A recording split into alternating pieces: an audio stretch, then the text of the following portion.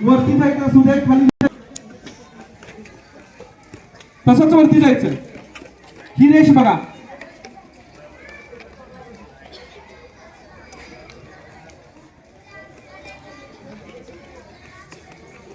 वरून खाली येताना आणि खालून वर जाताना मी अँगल बदललाय का? अक्षर शिकत असताना तुमची पेन बंद पाहिजे.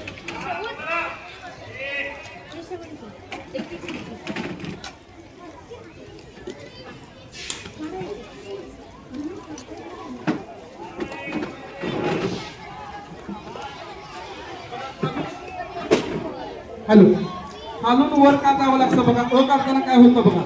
आता या रेषेचा पहिल्यांदा वापर करायचा. शेवटची शिकलेली रेष कुठली शिकली?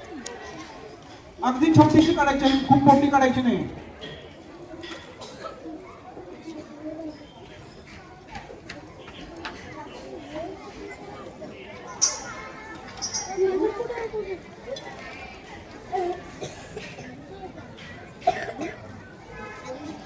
पेन उचलायचा नाही.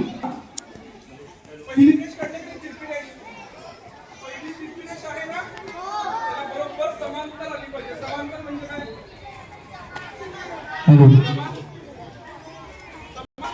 नाही, अशा रेषा समांतर रेषा. मग तुझी पहिली तिरपी रेष काढली. या पहिल्या तिरप्या रेषेला तिसरी रेष जी काढणार आहे तशीच काढायची, पण याला समांतर आली पाहिजे.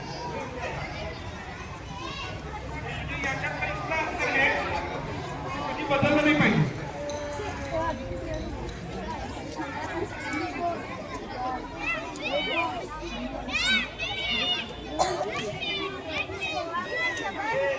बघितलं?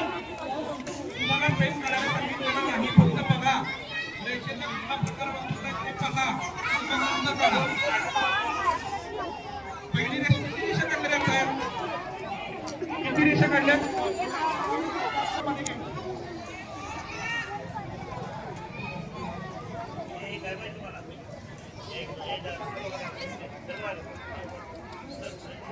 बघितलं? त्याच्यानंतर मला ही 3 नंबरची रेषा बघा. बघितलं? छान. अवकाश काढा, अवकाश काढा.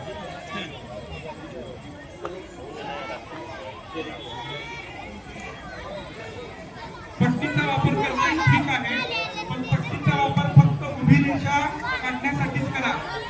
तिरप्या रेषा काढण्यासाठी पट्टीचा वापर करायचा तुम्हाला. कागदावर लिहिणं खूप सोपं नाही. आणि मोठा पेन आहे तो हातात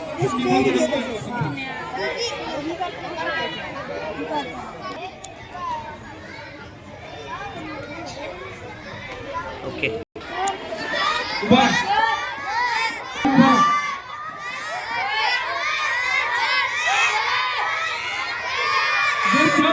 त्यांचा जीव बघणार नाही.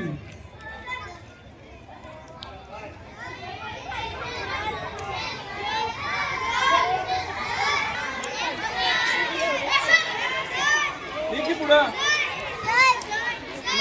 तू पुढे ये ना, पुढे